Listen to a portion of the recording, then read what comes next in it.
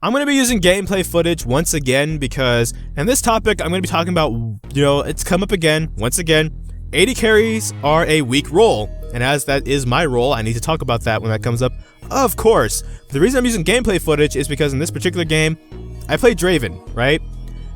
And I feel like this actually embodies the argument I'm going to try and make. More simply put, it's just that I feel like AD carries, they are a team-dependent role, as in they will carry you, and then you'll carry them. It's kind of like a trade-off. They'll do for you, and then you'll do for them. I think that's just how the role of AD carry works. And I'm using an ARAM game because it's more of a team fight heavy, map. So that way it's more of a team reliant role, even than the Rift, where in the Rift maybe you could body somebody in the 1v2 or 2v2, or even 2v1 if for some reason they leave somebody alone with Draven. But my point is, in the Rift you're still team dependent, but maybe in the solo laning phase you get a lead from there. In ARAM it's just all about team fighting, team reliancy, right? In this particular game, I feel like I got carried by my team, and that's why I then turn carry them, which we'll see as the video plays out. But that's kind of like the shorter argument. The longer argument is, I make the mistake of all the time trying to think I could have a reasonable conversation about whenever this topic comes up on Reddit. But then I forget Reddit lacks the inability to use logic and also analyze literally anything and hear anything that's not inside of their own echo chambers. To the point that one person even said, hey, I'm a challenger and I'm good at the game, so if you think AD carries suck, you're just bad at the game. And I'm not gonna lie, before I get into this, I will say I don't think the AD carry role is weak, but at the same time, that logic is horrible. By that logic, you might be a Galio main that made it a challenger, in which case you disagree, he doesn't even need to be on the rework list, but that's just not the way it works for everybody else. The average ranked player, just by the way, they're in silver. So silver doesn't even suck, silver is average, to which case if you're in gold, you're actually like above average, you don't even suck at that point. Like, at what point do you decide to go, hey, because I'm super good, it must mean if you're not super good, you must suck. No, that's not how it works. They're not as good as you, don't get me wrong, and as such, you might even have more game knowledge. That's probably how you made it up there, is you probably mechanically are good, and actually do know what you're talking about, but that's not where everybody else is, and that's what I mean by the lack of analytical skills, in which case you're not going to understand why this thing keeps popping up, why this argument keeps popping up, if that's just going to be your go-to. But of course it's Reddit, so why are we actually expecting anything good out of Reddit anyway? Now, moving on. Even though I think the AD carry role is actually fine, I do disagree with the idea that the role is weak. If I was supposed to break down why I think people are saying that, I think it has to do with the fact that it is a team-reliant role, in which case, yes, if you try and do solo things, like the things that counter AD carries like assassins and stuff, you really shouldn't be able to 1v1 those things. That's kind of called a counter. It's like rock, paper, scissors, right?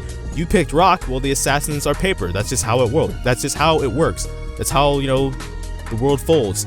But that kind of means then, if you're a team-reliant role, and your role doesn't do what they need to do, and your team doesn't do what they need to do, there's gonna be some disagreements, right? Like either, hey, your positioning was out, it wasn't a matter of we didn't peel for you, you had poor positioning, we couldn't do nothing for you. And that's the first point, right? Like, hey, you didn't do what you need to do as your role. You didn't position right. You're the carry. Hello, now you're dead, your team has no damage. That is your fault. In which case the AD carry role isn't weak, you just didn't do what you're supposed to do. Hey, look, yes, here's the thing, but Reddit doesn't quite understand. Actually, if you want to be a successful AD carry, you kind of should be able to front line. It's why something like Def's Jinx is so impressive. It's not just because he's right-clicking, it's because most of the time he plays Jinx super aggressively, and his team is where he needs his team to be, that he can get away with that, in which case a frontlining Jinx is some scary bull. Let me tell you right now, But at the same time, on the flip side of that coin, if you're a team-reliant role, and your team doesn't do what you need your team to do, then yes, that is the team's fault, in which case that's why people say the AD carry role is kind of weak, because what about those scenarios, in which case you did your job, you positioned and everything, but your team just didn't do what they needed to do, so then you have to just die because of it? And the short answer is yeah, that's exactly how it works. That's kind of what you sign up for when you do this role. That's what's so suffering about this role. That's just how it works. That's how the dice roll, as the saying goes, you know what I mean? But that doesn't mean that doesn't make it any less frustrating. For example, why do you want the AD carry to solo push out bot lane, knowing there's a Fed Zed on the other team, and knowing that the AD carry can carry like maybe 2 yellow wards, or if they upgraded that to a blue ward, and 1 control ward, a red ward, a pink ward if you're still old school. That's all they can have to ward up as they try and push this out. Zed can probably gap close far better than the vision will save that AD carry's life. So in other words, hey, support that decided to go smite and counter jungle instead of building Sightstone, you've kind of left your AD carry in a position where it's like, I guess I'll push because you guys keep yelling at me to push this wave by myself because the support is off doing their own thing. But that does mean when Zed comes down here, he's just going to 1v1 and kill me relatively easily. That's how it works. It's a fed Zed. That's just it. I'm Kog'Maw. What do you expect me to do, right?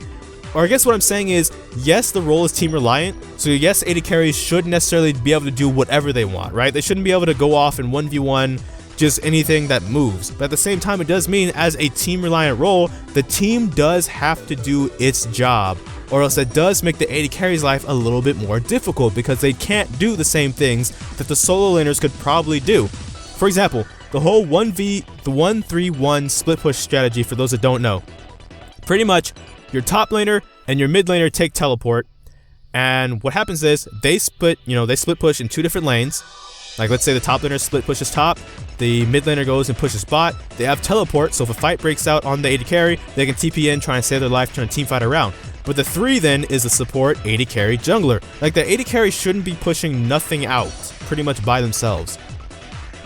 That's why the other laners can split push. They have A, teleport, so they can get to a fight if it breaks out on their own AD carry, but B, because the other roles can actually have a bit more agency and can do a bit more by themselves.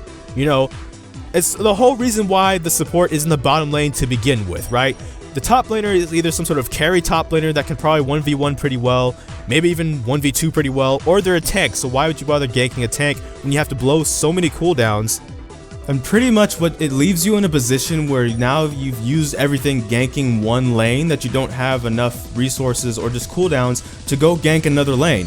Because then you got like mid lane, for example, if they have something like an Azir, an Ahri, or Orianna, something that can shield themselves, or something that even if they don't want to use their ultimate as a means of escape, they probably can, and then still hold flash so that then you didn't even get that cooldown and have to come back to lane to just try and get that again.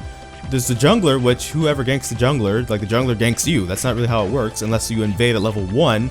So then that leaves the bot lane, which even though they do have some champions with mobility like an Ezreal, like a Lucian, like a Caitlyn, the net gun is really going to move you out of the way of a hitbox. It's not going to save your life from like a ward hopping Lee Sin or something like that. You know, a Gragas cast, it might knock you out the way, but Gragas can also still flash body slam you, right?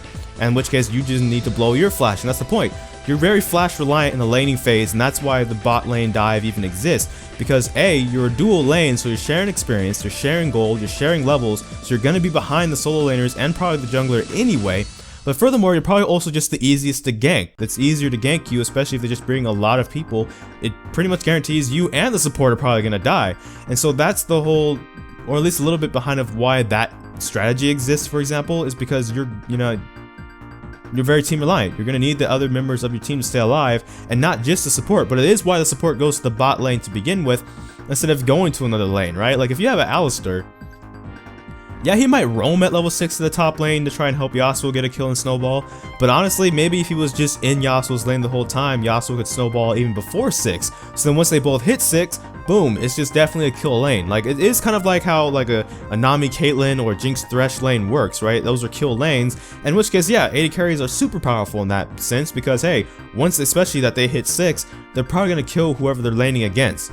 And that's the thing I think that gets lost in translation the most, is that when people say the role of AD carry is weak, they're not saying that the top tier champions or whatever is meta is like underpowered or useless or anything like that, right? Like even the utility meta, where the AD carry's job is more to set up and engage or set up in fights for other lanes, like an Ashe Arrow or something like that, that's still powerful, right? Like that's still something that's very useful, still something that you can definitely use to win a game, or at least help someone else or another lane win the game. It's not like the things that are meta are terrible or trash, just aren't, you can't do anything with them. It's more so other aspects. When people hear weak, they automatically assume that can't be possible because they do all this damage. A 4th bullet from Jhin, for example. That is some very powerful stuff, right? Like that can just nuke somebody.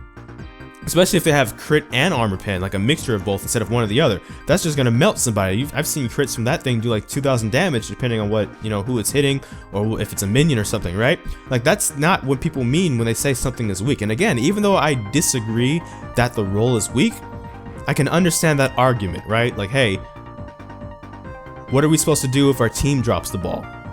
Because there is the argument on Reddit, like, hey, your team reliant role. So even if your team doesn't do their job, it's just too bad for you. You suck. You should do better. And it's kind of like that logic. It shouldn't exist, but it does exist. The idea that, hey, first we're going to criticize you for not wanting to be so team reliant, but at the same time, if your team is bad, then we're also going to criticize you for just not being good. Like, it can't be both ways, right? I'm not going to say you can't have your cake and eat it too, because why the heck did you make a cake to begin with if it wasn't to eat it?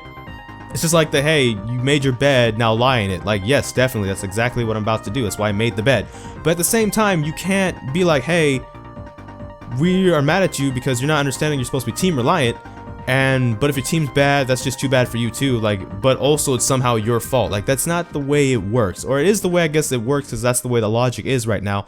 But it's not the way the logic should be. The conversation, and I feel like that's where the conversation breaks down, because then both sides just get more defensive as the conversation tries to go on. You got the one side saying AD carries are just egotistical, they're super self-entitled, they just suck in general, they're always salty, they're super toxic, blah blah blah. And that's the point, they're using all those names and stuff, and they're just getting super defensive on that side of the ball and not listening to the reasons why people are saying the role is weak. And on the side of the people that are saying that the role is weak, it's more about things like that, agency, right? Like, you can't do as much solo as solo laners could, like push a bot lane solo, because the Fed said is going to come down and kill you. That's just all there is to that. While, you know, any other role, they might be able to get out of it or last long enough because they're super tanky to survive for backup from their own team to show up and help bail them out. AD carries, no, they're just going to die. It's part of why AD carries don't scale magic resist, so no matter how fed they get, if they don't build magic resist or they don't have it in their runes or masteries, that Fed LeBlanc is still just going to pop over the wall and blow them up. That's designed, it's built-in weaknesses for a role that's kind of really a rolling ball of stats. You get certain champions to the late game and their damage is going to be crazy, but hey, at least they have to build damage to do damage, right? At least it's not, hey, they can exploit this mastery and along with this passive, build full tank and out damage data carry, right? Like, at least they're still building mostly damage and they can die that way. And even with the armor, like, most of them scale some armor. It's not like it's scaling fantastic amounts of armor. So burst champions can still take them out pretty easily as well. So burst, you know, magic, just period, like, that stuff is going to kill them. Tanks is going to kill them. Supports are going to kill them. Redemption's going to kill them. Pretty much everything that moves is going to kill an AD carry at this point. And that's the thing. It's fine because you're a team reliant role, but at the same time, don't act like if the team is bad that it's somehow not the team's fault then, right? Like, and that's the whole reason I'm using the gameplay video, is because, hey, my team was good. And as a team reliant role, that allowed me to be good and allowed us to carry each other. That's kind of how the role works, for better or for worse. And I think that just gets lost. People get defensive and it's like, hey, you suck or you're trash or it's just not, you're not right, but I don't want to have a conversation about why you're not right either. I just want to say you're not right and then just leave it at that with no openness to be like, hey, why not I at least explain why I said this? It's like, no, Vayne is like ridiculous. What do you mean the role is weak? You must be an idiot. And it's like, no, I'm not denying that Vayne is powerful. It's just what I'm saying is like this and this. And it's like you never get to that point because you never actually heard past the tagline, the title of the post or something like that. And you can say I'm kind of advocating of, hey, this is also why not to use Reddit. Yeah, I'm not necessarily gonna go that far. Like the sub, I wouldn't say the sub is terrible. I can make a whole nother video about the league sub on Reddit. And I'm not going to, probably because I don't want to. But I'm not gonna sit here and say the whole sub is terrible, the mods are terrible, or anything like that. I'm just gonna say there are times where you're gonna get into conversations if you decide to use the sub that is just not beneficial to any parties involved. But I am gonna say when it comes to the role being weak, any role being weak, even outside of AD carry, be willing to look past like the tagline and like stats, because that's what AD carries are. They're stats. Even though they want to have like crits, so they can make some like high moments and stuff, it's still just stats. So that's all for this video. Thank you for watching if you did watch this far, if you did even listen this far, but that's all for this video from me. Feel free to have a conversation about if you think the role is weak, what other reasons why do you think the role is weak, and if you don't think the role is weak, why do you think the role is not weak? You know, just pretty simple. But that's all for this video. Life is full of a lot of kinks, so I don't know which video will be next. So until then, take care. For the Good Eye FS.